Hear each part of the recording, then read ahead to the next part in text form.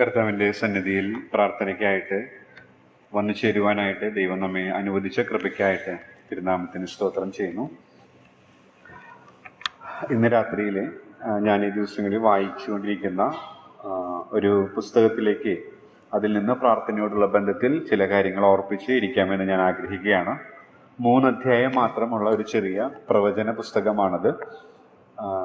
അതൊരു പ്രവചനം എന്ന് അതിൻ്റെ 1-ാമത്തെ വാക്യത്തിൽ തന്നെ എഴുതിയിട്ടുണ്ട്. എന്നാൽ നമ്മളത് വായിക്കുമ്പോൾ അതൊരു പ്രാർത്ഥനാ പുസ്തകം എന്ന് വിളിക്കുന്നതിൽ തെറ്റില്ല എന്നാണ് ഞാനത് വായിച്ചപ്പോൾ എനിക്ക് തോന്നിയത്. കാരണം പ്രാർത്ഥന എന്ന് പറയുന്നത് നാം ദൈവവുമായിട്ട് ആശയവിനിമയം ചെയ്യുന്നതാണല്ലോ.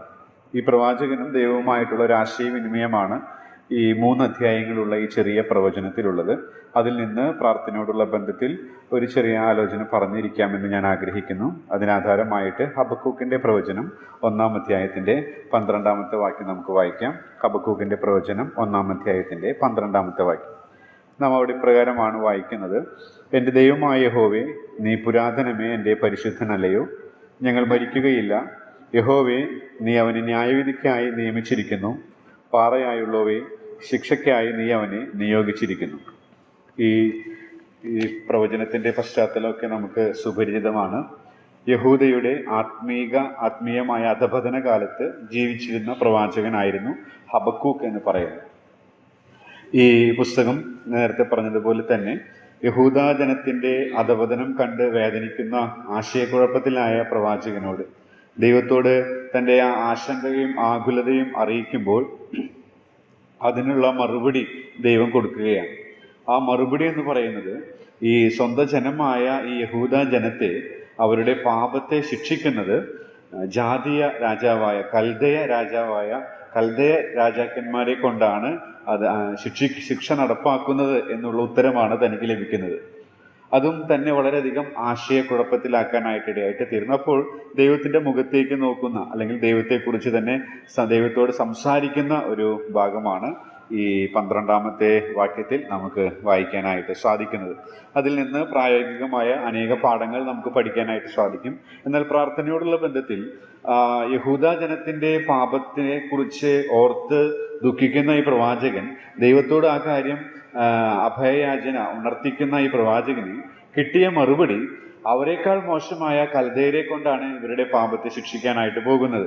അത് തന്നെ തന്നിലത് ആശങ്ക ജനിപ്പിച്ചപ്പോൾ വീണ്ടും ദൈവമുഖത്തേക്ക് നോക്കി ദൈവത്തോട് താൻ സംസാരിക്കുകയാണ്, അഥവാ പ്രാർത്ഥിക്കുകയാണ്. അതാണ് ഈ 12-ാമത്തെ വാക്യത്തിൽ നമുക്ക് കാണാനായിട്ട് സാധിക്കും. അതിൽ നിന്ന് നമ്മുടെ പ്രാർത്ഥന എപ്രകാരമുള്ളതായിരിക്കണം എന്നുള്ളത് നമുക്ക് മനസ്സിലാക്കാനായിട്ട് സാധിക്കും. 12-ാം വാക്യത്തിൽ നാം വായിക്കുന്നത് ഇങ്ങനെയാണ്: എൻ്റെ ദൈവമായ യഹോവേ എന്നുള്ളതാണ്. എൻ്റെ ദൈവമായ യഹോവേ.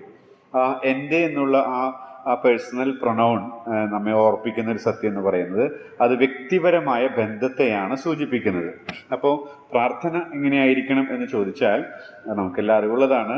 വ്യക്തിപരമായ ബന്ധത്തിൻ്റെ അടിസ്ഥാനത്തിലായിരിക്കും. ദൈവവുമായിട്ടുള്ള വ്യക്തിപരമായ ബന്ധത്തെയാണ് ആ പദപ്രയോഗങ്ങൾ. എൻ്റെ ദൈവമായ യഹോവേ, എൻ്റെ പരിശുദ്ധനല്ലയോ എന്നൊക്കെയുള്ള പ്രയോഗങ്ങളിൽ നിന്ന് നമുക്ക് മനസ്സിലാക്കാനായിട്ട് സാധിക്കും. അപ്പോൾ ഞാൻ ആരോട് പ്രാർത്ഥിക്കുന്നുവോ ആ വ്യക്തിയുമായി അല്ലെങ്കിൽ ദൈവവുമായിട്ടുള്ള ബന്ധത്തിൻ്റെ അടിസ്ഥാനം, അതാണ് പ്രാർത്ഥന കൂടുതൽ ഊഷ്മളമാക്കുന്നത്.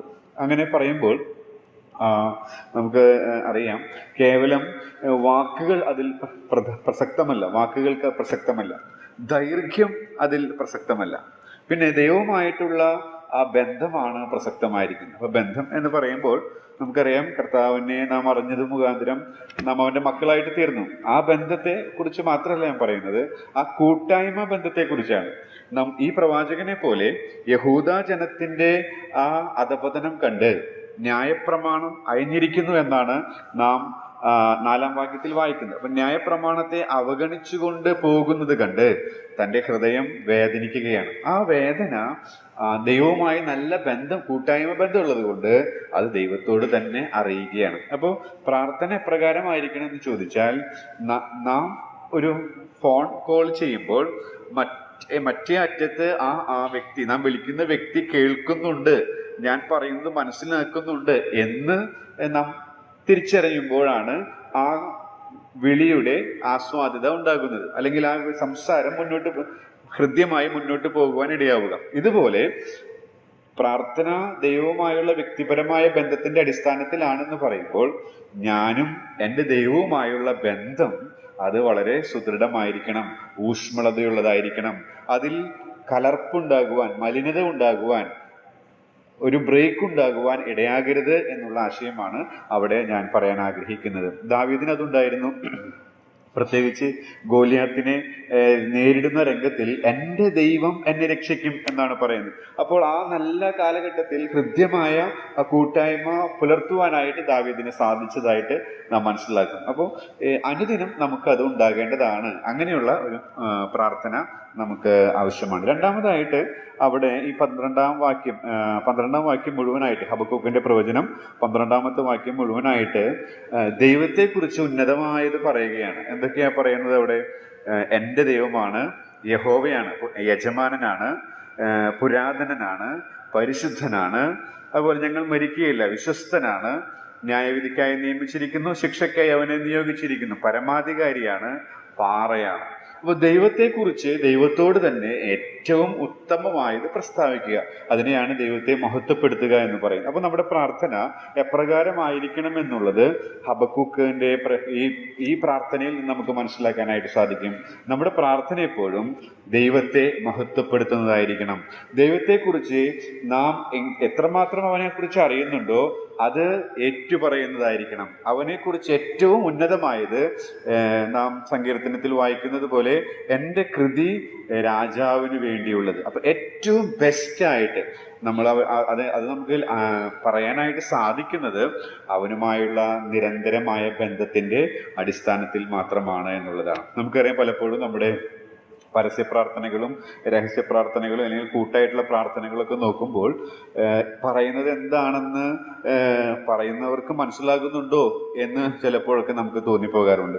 അതിപരിചയം അവജ്ഞ ഉളവാക്കുന്നു എന്ന് പറയുന്നത് പോലെ ഇത് നമ്മളിങ്ങനെ ഈ യൂസ്ഡ് ആയതുകൊണ്ട് ആരോടാണിത് പറയുന്നത്, രാജാവിന്റെ സന്നിധിയിലാണ് ഞാൻ ഇരിക്കുന്നത് എന്നുള്ള ബോധ്യമൊന്നുമില്ലാതെ തോന്നിയതുപോലെ ചിലതൊക്കെ ചിലപ്പോഴൊക്കെ പറയുന്നത് പോലെ എനിക്ക് തോന്നിയിട്ടുണ്ട്. എന്നാൽ നമ്മളൊരു രാജാവിന്റെ സന്നിധിയിൽ ചെന്ന് ഒരിക്കലും അതും ഇതുമൊന്നും പറയുകയില്ല. ഒരു രാജാവിന്റെ സന്നിധിയിൽ അല്ലെങ്കിൽ ഒരു ഉയർന്ന അതോറിറ്റിയുടെ അടുക്കൽ ചെല്ലുമ്പോൾ നാം എത്രമാത്രം ഉള്ളിൽ ഒരു ബഹുമാനം സൂക്ഷിക്കുമോ അതേ ബഹുമാനം നാം വീട്ടിലായാലും പൊതുസ്ഥലത്തായാലും കൂട്ടമായാലും പ്രാർത്ഥിക്കുമ്പോൾ സൂക്ഷിക്കേണ്ടത് ആവശ്യമാണ്. അങ്ങനെ സെൻസ് ചെയ്യുമ്പോൾ അവനെ മഹത്വപ്പെടുത്താനായിട്ട് നമുക്ക് സാധിക്കും. ഇവിടെ ഹബക്കൂക്ക് തൻ്റെ വാക്കുകൾ ഉപയോഗിച്ചുകൊണ്ട് തന്നെ ഹൃദ്യമായിട്ട് ദൈവത്തെക്കുറിച്ച് ഏറ്റവും ഉന്നതമായത് പറയുകയാണ്. അപ്പോൾ നമ്മുടെ പ്രാർത്ഥന ദൈവത്തെ മഹത്വപ്പെടുത്തുന്നതായിരിക്കണം എന്ന് അതിൽ നിന്ന് മനസ്സിലാക്കാം. മറ്റൊരു കാര്യം ആ ഹബക്കൂക്കിന്റെ 1:12 നമുക്ക് മനസ്സിലാക്കാനായിട്ട് സാധിക്കുന്നത്, പരിശുദ്ധനല്ലയോ, ആ ദൈവത്തെക്കുറിച്ച് താൻ മഹത്വപ്പെടുത്താനായിട്ട് ഉപയോഗിക്കുന്ന ഒരു പദം ദൈവം പരിശുദ്ധനാണ്. അപ്പൊ അതിൽ നിന്ന് ഒരു ആശയം നമുക്ക് ചിന്തിക്കാനായിട്ട് സാധിക്കും. പ്രാർത്ഥന എപ്രകാരമായിരിക്കണം എന്ന് ചോദിച്ചാൽ വിശുദ്ധമായ ജീവിതത്തിൽ നിന്നുള്ളതായിരിക്കണം. ഈ ആശയങ്ങളൊക്കെ പരസ്പരം ബന്ധമുള്ളതാണെങ്കിലും ഞാനിങ്ങനെ ഓരോന്നോരോന്നായി കുറിപ്പുകളായിട്ട് പറയുന്നു എന്ന് മാത്രമേ ഉള്ളൂ. വിശുദ്ധമായ ജീവിതത്തിൽ നിന്നുള്ളതായിരിക്കണം പ്രാർത്ഥന എന്ന് പറയുന്നത്. ശരിക്ക് വിശുദ്ധമായി ജീവിക്കാനായിട്ട് നമ്മെ സഹായിക്കുന്ന ഒരുപാട് ഘടകങ്ങളുണ്ട്. എന്നാൽ ഈ ദിവസങ്ങളിൽ ഞാൻ പ്രത്യേകമായിട്ട് ശ്രദ്ധിക്കുന്നത് നമ്മുടെ കർത്താവിൻ്റെ ക്രൂശിനെ ഓർക്കുക എന്നുള്ളതാണ്. കർത്താവിൻ്റെ ക്രൂശിനെ ഓർക്കുക എന്ന് പറയുമ്പോൾ നമുക്കറിയാം, നമ്മുടെ നരകത്തിൻ്റെ ശിക്ഷ കൊടുത്തു തീർക്കുവാനായിട്ട് അവിടുന്ന് ദൈവത്താൽ ഉപേക്ഷിക്കപ്പെട്ട അവസ്ഥ. ആ ദൈവത്താൽ ഉപേക്ഷിക്കപ്പെട്ട അവസ്ഥ എന്ന് നമ്മൾ മനസ്സിലാക്കുന്നത് ആ 3.5 മണിക്കൂർ എന്നുള്ള സമയമാണ്. അത് കർത്താവിനെ സഹിക്കുന്നത് അസഹനീയമായിരുന്നു. അതുകൊണ്ടാണ് കർത്താവ് എൻ്റെ ദൈവമേ നീ എന്നെ കൈവിട്ടതെന്ത് എന്ന് പറഞ്ഞത്. അപ്പോൾ പിതാവുമായിട്ട് കൈവിടപ്പെടുന്നത് അത് 3.5 മണിക്കൂറല്ലേ എന്ന് നാം ഒരു പക്ഷെ ചിന്തിക്കും. പക്ഷെ കർത്താവിനെ സംബന്ധിച്ച് അത് ഒരു നിമിഷം പോലും അങ്ങനെ വേർപെട്ടിരിക്കുക എന്ന് പറയുന്നത് അത് വളരെ അസഹനീയമായിരുന്നു, അസ്വസ്ഥമായിരുന്നു. എന്നാൽ എൻ്റെ പാപം, നമ്മുടെ പാപം അവനെ ആ ഭയാനകമായ അവസ്ഥ ഏറ്റെടുക്കാനായിട്ട് നമ്മോടുള്ള സ്നേഹത്താൽ ഇടയായിട്ട് തീർന്നു എന്നുള്ളതാണ്. അപ്പൊ അതിൽ നിന്ന് ഞാൻ മനസ്സിലാക്കിയ ഒരു സത്യം എന്ന് പറയുന്നത്, ഞാൻ പാപം ചെയ്യുമ്പോൾ ദൈവവുമായുള്ള എൻ്റെ ആ കൂട്ടായ്മയുടെ ഊഷ്മളത നഷ്ടപ്പെടുകയാണ്. അത് കേവലം 1 മണിക്കൂറാണ്, 2 മണിക്കൂറാണ്, 3 മണിക്കൂറാണ് എങ്കിൽ അങ്ങനെ നാം അത് ചിന്തിക്കുന്നുവെങ്കിൽ നാം അത് ഗൗരവമായിട്ട് എടുക്കുന്നില്ല എന്നുള്ളതാണ്. നമ്മുടെ കർത്താവിനെ സംബന്ധിച്ച് ഒരു നിമിഷം പോലും പിതാവുമായിട്ടുള്ള ആ ബന്ധത്തിന്റെ ആ കൂട്ടായ്മ വിടുന്നത് അത് അവൻ അസഹനീയമായിരുന്നു. ആ ഒരു അസ്വസ്ഥത തെറ്റുകൾ ചെയ്യുമ്പോൾ നാം കോപിച്ച് 1 ആഴ്ച 2 ആഴ്ചയ്ക്ക് ജീവിക്കുമ്പോൾ വാസ്തവത്തിൽ സംഭവിക്കുന്നത് ദൈവവുമായിട്ടുള്ള കൂട്ടായ്മ നഷ്ടപ്പെട്ടുകൊണ്ടിരിക്കുന്ന അവസ്ഥയിലാണ്.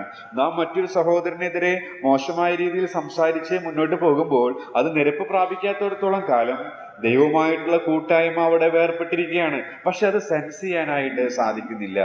പ്രാർത്ഥന എന്ന് പറയുന്നത് വിശുദ്ധമായ ജീവിതത്തിൽ നിന്ന് ഉയരേണ്ടതാണ്. അല്ലാത്തിടത്തോളം അത് ആസ്വാദികരമാവുകയില്ല, കേവലം അധര ചർവണം മാത്രമായി തീരുമെന്നുള്ളതിന് യാതൊരു സംശയവുമില്ല.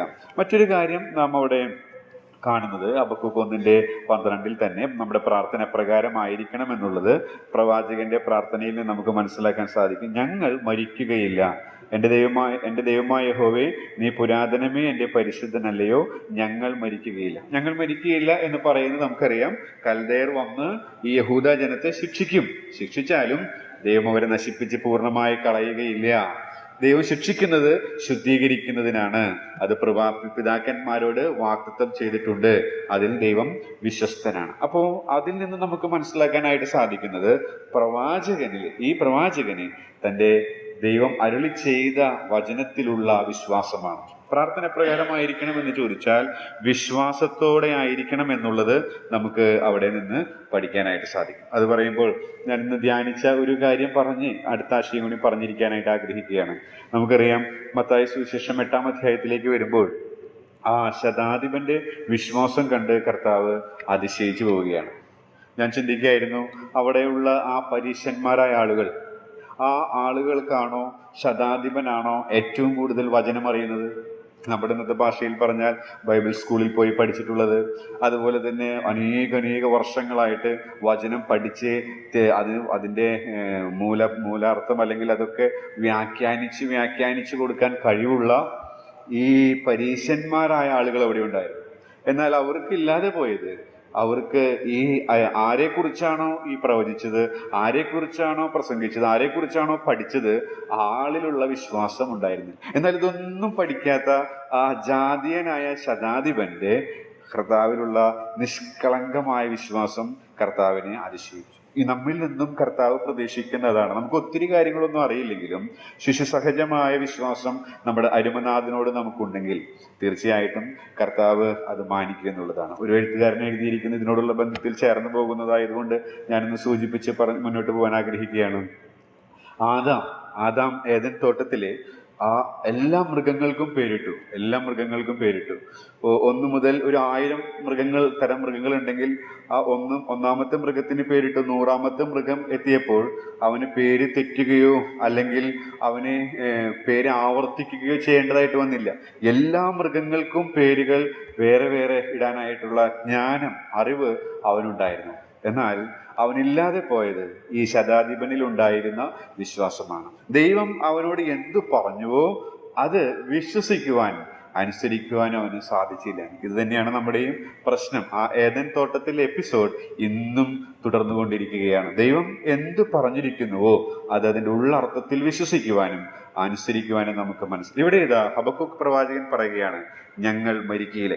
എനിക്ക് ഒന്നും കാര്യങ്ങൾ കൃത്യമായിട്ട് മനസ്സിലാകുന്നൊന്നുമില്ല, പക്ഷേ എനിക്ക് ആശയക്കുഴപ്പമുണ്ട്, പക്ഷേ ഞാൻ ദൈവത്തിൽ വിശ്വസിക്കുന്നു എന്നുള്ള ആ പ്രഖ്യാപനമാണ് അതിൽ നിന്ന് മനസ്സിലാക്കാനായിട്ട്. ഒടുവിലായിട്ട് 12ാം വാക്യത്തിൽ നിന്ന് തന്നെ നമുക്ക് കാണാനായിട്ട് സാധിക്കും. നാം അവിടെ ഇങ്ങനെ വായിക്കുന്നു, യഹോവേ, നീ അവനെ ന്യായവിധിക്കായി നിയമിച്ചിരിക്കുന്നു, പാറയായുള്ളവയെ ശിക്ഷയ്ക്കായി നീ അവനെ നിയോഗിച്ചിരിക്കുന്നു. അപ്പൊ നിയോഗിച്ചിരിക്കുന്നു ആരാണ്? ദൈവത്തെക്കുറിച്ചാണ്. ദൈവമാണ് അത് ചെയ്തത്. അപ്പോൾ ദൈവിക ഉദ്ദേശം അംഗീകരിക്കുന്ന പ്രാർത്ഥന എങ്ങനെയുള്ളതായിരിക്കണം? ദൈവിക ഉദ്ദേശം അംഗീകരിക്കുന്നതായിരിക്കണം. എനിക്ക് എൻ്റെ ജീവിതത്തിൽ സംഭവിക്കുന്ന കാര്യങ്ങൾ ഒന്നും മനസ്സിലാവുന്നില്ല. എന്തുകൊണ്ടാ ഇങ്ങനെ സംഭവിക്കുന്നത്, എന്തുകൊണ്ടാ അങ്ങനെ സംഭവിക്കുന്നത്? നമ്മുടെ ഇന്ത്യയിലേക്ക് നോക്കുമ്പോൾ എത്രയോ നിരപരാധികളാണ് ജയിലിൽ സുവിശേഷ നിമിത്തം കിടക്കുന്നത്. നമ്മൾ എല്ലാ ആഴ്ചകൾ ഇടയ്ക്കിടയ്ക്ക് നമ്മളത് കേൾക്കുന്നുണ്ട്. എത്രയോ ആളുകളാണ് ഇങ്ങനെ പീഡിപ്പിക്കപ്പെടുന്നത്, വീടുപേക്ഷ. എന്തുകൊണ്ട് ഇങ്ങനെ സംഭവിക്കുന്നത്? ഈ പ്രവാചകനെ പോലെ നമുക്കും ആശയക്കുഴപ്പമാണ്, ആശങ്കയാണ്. പക്ഷേ ഒരു കാര്യം നാം സമ്മതിക്കുകയാണ്, നമ്മുടെ ജ്ഞാനം ചെറിയൊരു കപ്പ് പോലെയാണെങ്കിൽ നമ്മുടെ യജമാനന്റെ ജ്ഞാനം എന്ന് പറയുന്നത് മഹാസമുദ്രം പോലെയാണ്. അപ്പൊ ചെറിയ കപ്പ് ജ്ഞാനമുള്ള എനിക്ക് ഒരിക്കലും മഹാസമുദ്രം ജ്ഞാനമുള്ള ദൈവത്തിന്റെ പ്രവൃത്തികളെ ഗ്രഹിക്കുവാനും ആ തികവുള്ള വഴികളെ മനസ്സിലാക്കുവാനും സാധിക്കുകയില്ല. പിന്നെ എന്താ നമുക്ക് ചെയ്യാൻ സാധിക്കുക? അത് അംഗീകരിക്കുക. ഈ പ്രവാചകനെ പോലെ അത് അംഗീകരിക്കുക. നീ അങ്ങനെ ചെയ്യുന്നു, നീ അങ്ങനെ പ്രവർത്തിക്കുന്നു, നീ പരമാധികാരിയാണ്, ഞാനത് സമ്മതിക്കുന്നു, ഞാനതിന് വിധേയപ്പെടുന്നു, ഞാനതിന് കീഴടങ്ങുന്നു എന്നുള്ളതാണ്. ഈ പ്രവാചകന്റെ പ്രാർത്ഥനയിൽ നിന്ന് നമ്മുടെ പ്രാർത്ഥന പ്രകാരമുള്ളതായിരിക്കണം എന്നുള്ളതാണ് ഞാൻ ഓടിച്ച് പറയാനായിട്ട് ഇടയായിട്ട് തീർക്കും. ഒന്നാമതായിട്ട് വ്യക്തിപരമായ ബന്ധത്തിന്റെ അടിസ്ഥാനത്തിൽ, എൻ്റെ ദൈവമായ യഹോവേ, വ്യക്തിപരമായ ബന്ധത്തിന്റെ അടിസ്ഥാനത്തിൽ. രണ്ടാമത് ദൈവത്തെ മഹത്വപ്പെടുത്തുന്നതായിരിക്കണം. ഈ 12ാമത്തെ വാക്യത്തിൽ ദൈവത്തെക്കുറിച്ച് ഏറ്റവും ഉന്നതമായത്, ഏറ്റവും ശ്രേഷ്ഠമായതാണ് ഈ പ്രവാചകൻ പറയുന്നത്. നമ്മുടെയും പ്രാർത്ഥന ദൈവത്തെ കുറിച്ച് ഏറ്റവും ഉന്നതമായത്, ഏറ്റവും മെച്ചമായത് പറയുന്നതായിരിക്കണം, ദൈവത്തെ മഹത്വപ്പെടുത്തുന്നതായിരിക്കണം. മൂന്നാമതായിട്ട് പരിശുദ്ധനല്ലയോ എന്നുള്ളതിൽ നിന്ന്, നാം പ്രാർത്ഥിക്കുന്ന വ്യക്തി പരിശുദ്ധനായതുകൊണ്ട് നമ്മുടെ ജീവിതവും വിശുദ്ധമായ, നമ്മുടെ പ്രാർത്ഥനയും വിശുദ്ധമായ ജീവിതത്തിൽ നിന്ന് ഉയരുന്നതായിരിക്കണം. കർത്താവ് ഒരു നിമിഷം പോലും പിതാവിൽ നിന്ന് വേർപെട്ടിരിക്കാനായിട്ട് ആഗ്രഹിച്ചില്ല. പക്ഷെ നമ്മുടെ പാപം നിമിത്തം 3.5 മണിക്കൂറോളം ആ നിലയിൽ ഒരു വേർപാട് സംഭവിച്ചു. അത് തനിക്ക് അസഹനീയമായിരുന്നു. അതേ ആറ്റിറ്റ്യൂഡ് പാപത്തോടുള്ള ബന്ധത്തിൽ, ശുദ്ധജീവിതം നയിക്കുന്നതോടുള്ള ബന്ധം നമുക്കുണ്ടായിരിക്കേണ്ടത് ആവശ്യമാണ്. നാലാമതായിട്ട് വിശ്വാസത്തോടെ ആയിരിക്കണം. ശതാധിപനെ പോലെ അധികം കാര്യങ്ങളൊന്നും നമുക്ക് അറിഞ്ഞുകൂടാ, പക്ഷെ അറിഞ്ഞിരിക്കുന്ന കാര്യങ്ങൾ 100% വിശ്വസിക്കുന്ന ഒരു ശിശുസഹജ മനോഭാവം നമുക്കുണ്ടായിരിക്കണം. ഒടുവിലായിട്ട് ദൈവിക ഉദ്ദേശം അംഗീകരിക്കുന്നതായിരിക്കണം. നമുക്ക് ഈ ലോകത്ത് സംഭവിക്കുന്ന, നമ്മുടെ ജീവിതത്തിൽ സംഭവിക്കുന്ന, നമ്മുടെ കുടുംബത്തിൽ സംഭവിക്കുന്ന കാര്യങ്ങളൊക്കെ മനസ്സിലാക്കാനായിട്ട് പരിമിതിയുണ്ട്. എന്നാൽ നാം വിശ്വസിക്കുന്ന ദൈവം പരമാധികാരിയാണ്. അവനൊരിക്കലും തെറ്റുപറ്റാത്തവനാണ്. അവന് സന്നിധിയിൽ വിധേയപ്പെടുവാനുള്ള ഒരു മനസ്സോടുകൂടെ നാം അവന്റെ സന്നിധിയിലേക്ക് അങ്ങനെ നാം പ്രാർത്ഥിക്കുന്നുവെങ്കിൽ, ഈ ഹബക്കൂക്ക് പ്രവാചകൻ അങ്ങനെ പ്രാർത്ഥിച്ചു. ദൈവം അവൻ ദൈവത്തിനായിട്ട് തുടർന്ന് നമ്മൾ വായിക്കുമ്പോൾ കാത്തിരുന്നു. ദൈവം അവന് ദർശനം കൊടുത്ത് അത് എഴുതാൻ പറഞ്ഞു. ഒടുവിൽ ദൈവത്തെ മഹത്വപ്പെടുത്തിക്കൊണ്ട്, കീർത്തിച്ചുകൊണ്ട്, ആരാധിച്ചുകൊണ്ടാണ് ഈ ചെറിയ പ്രവചനം അവസാനിക്കുന്നത്. അങ്ങനെ സന്തോഷകരമായ ഒരു ശുഭം നമുക്കുണ്ടാകും എന്നുള്ളതിനെ അതിനായിട്ട് വചനം പറഞ്ഞതിനെയും കേട്ട നിങ്ങളെ ദൈവത്തിന്റെ ആത്മാവ് സഹായിക്കുമാറാണ്.